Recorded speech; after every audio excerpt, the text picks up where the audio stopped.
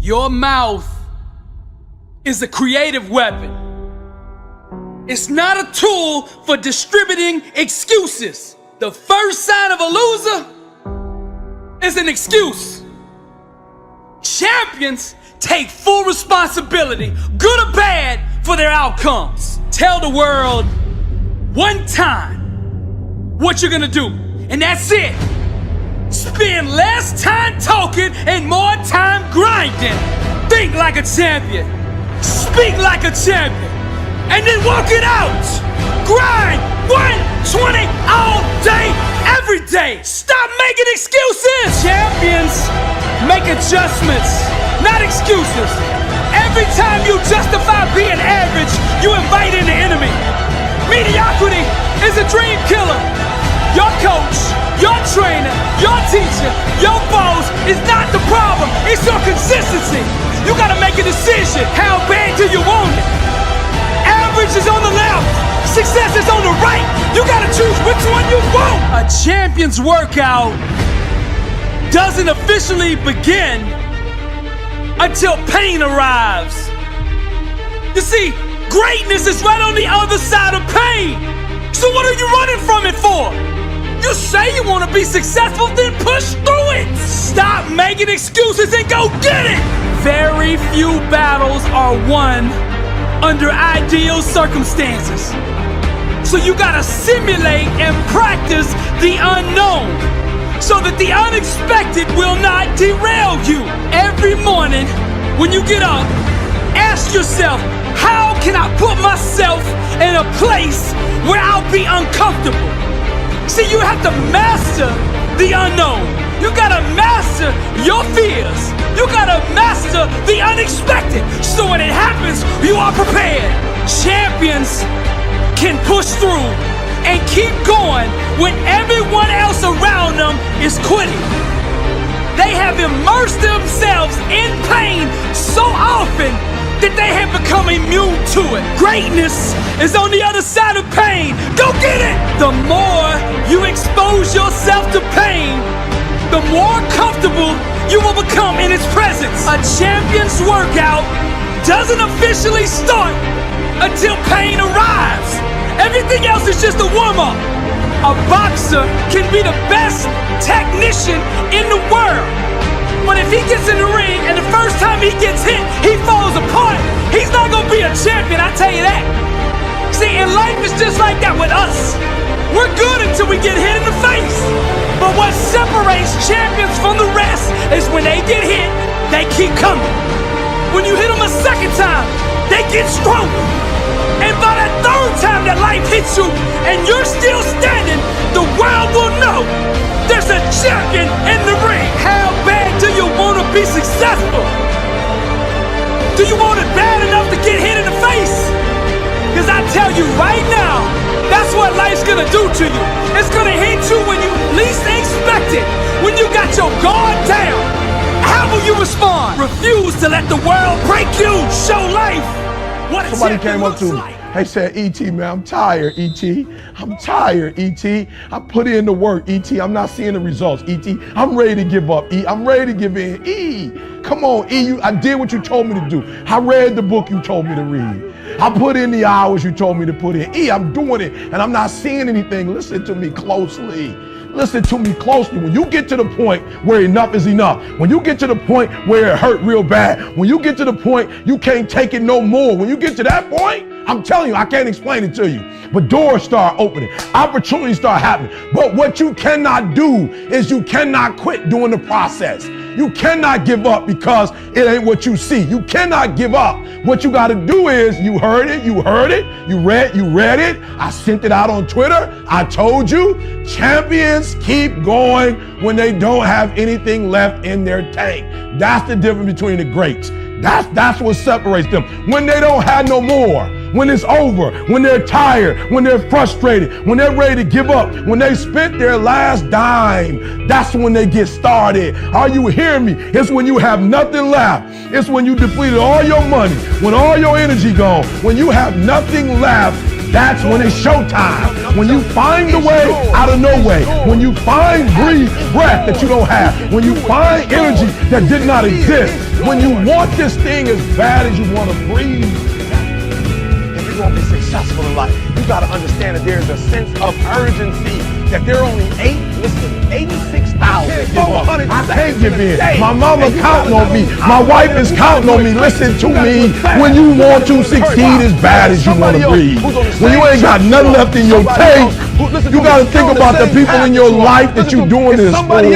And then if you can think about them, you can go one more mile. Sometimes they're working just as hard as you're working. They're putting in just as much sweat, just as much tears, just as much blood, but you just got to do it what? You got to do it faster than they do it. You got to do it quicker than they do. Are you listening to what I'm telling you? That's why I wake up at 3 o'clock in the morning, because if you're getting up at 6, you might be smarter than me. You hear me? You might. You might have more privilege than me. You might. You might have more resources than me. You might. But I'm going to get up earlier than you, and I'm going to do it quicker than you do it. I'm going to do it faster than you do it. So by the time you get up with all your resources, by the time you get up with all your privilege, by the time you get up with all your stuff, I've already finished the race. Are you hearing me? Every play is the drill. Every play is a 2-minute drill. Are you hearing what I'm telling you? Pick up the pace. You walking too slow. Pick up the pace. You moving too slow. Pick up the pace. If you want to finish, sometimes you can't just finish. You got to finish fast. This ain't for the weak and the uncommitted. Are you hearing me? Success is not for the weak and the uncommitted. This is physical. Sometimes it's going to hurt. Sometimes it's going to be painful. Sometimes, listen to me, sometimes you're not going to be able to walk. Are you hearing me?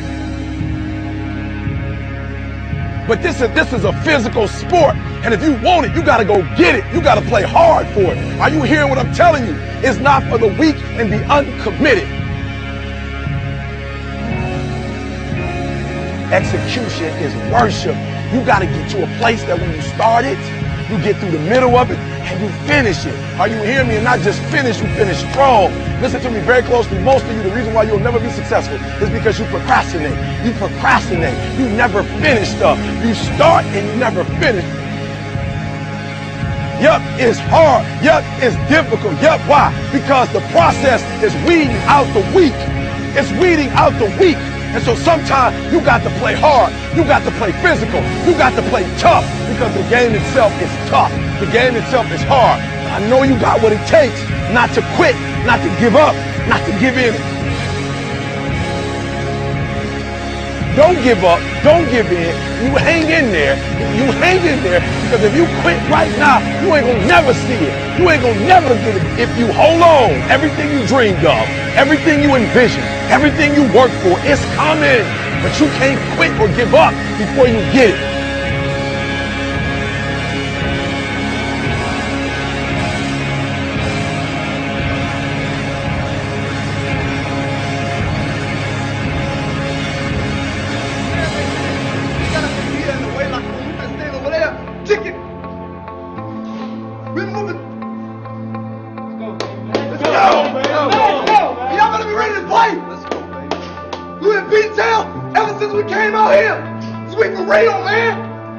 For this. It's our country. It's our sport. Man, I'm on my dog, man. We're ready to play. I'm gonna go out there and bust them. I'm gonna bust them till I can't bust them more. And then after that, I'm gonna bust them again. They're gonna keep getting up. They're gonna keep knocking me down. And I'm gonna get back out. So we're ready to play, man. I die for my country. I die for all y'all. I die for my family. All the men who watch me.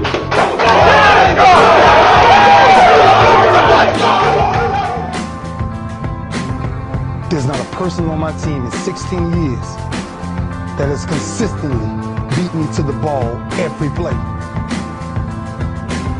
That ain't got nothing to do with talent. That's just got everything to do with effort. Nothing else. 15 straight years. 12 Pro Bowls later, if you want numbers. I done saw all of it. And the only thing that's kept me around is my effort. So when you put on this, all I ever knew, because I wasn't a number one recruit, I wasn't a number one linebacker, I wasn't even in the media guy. All I ever knew was effort will get me seen on tape. Effort will get me noticed to get to the league. Effort would one day take care of my mom and my kids. Effort.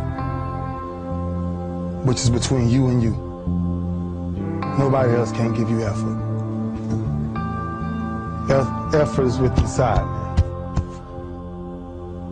And I'm still grinding because the next kid is talking about he getting too old. Keep watching me if I ain't.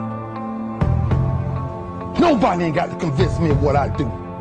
I do what I do because I do what I do, because I'm built from something. And man didn't create it.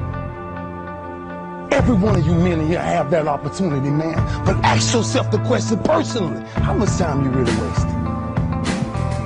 For real. Or do you really represent this? I represent it because it's all I had. It's the only brotherhood I ever been formed to. That's why when I see y'all perform on Saturdays, that is my peace. That's why I run to the hotels. I don't need to talk to nobody before my games. I just need to see what I once came from. I sat in these same chairs you guys sat in, man. I sat around the greatest athletes in the world. And then I found myself totally different because everybody was asking the question, who is this kid? Oh, pissed off again. Another thing added to the chalkboard. I'm not asking nobody in here for nothing today. I'm not. I'm just sharing my story to tell y'all, every time you think somebody got it good, man, it ain't always good. Some people just make up their mind and they just grind and say the heck with it, man. Because sometimes that's all you can do. How much of our brains are we really gonna use? I use mine to tell somebody today, September 11th, when I step on the field against the Pittsburgh Steelers, if that's what God will is, there's no other man out there willing to give up what I'm willing to give up. I said that in 1993, when I said I wanted to be the greatest Hurricane, and the only thing that I got in the middle of all of that distance is the only thing in the Father's work is results. There's no other blueprint. I ain't got no other secrets to tell y'all today.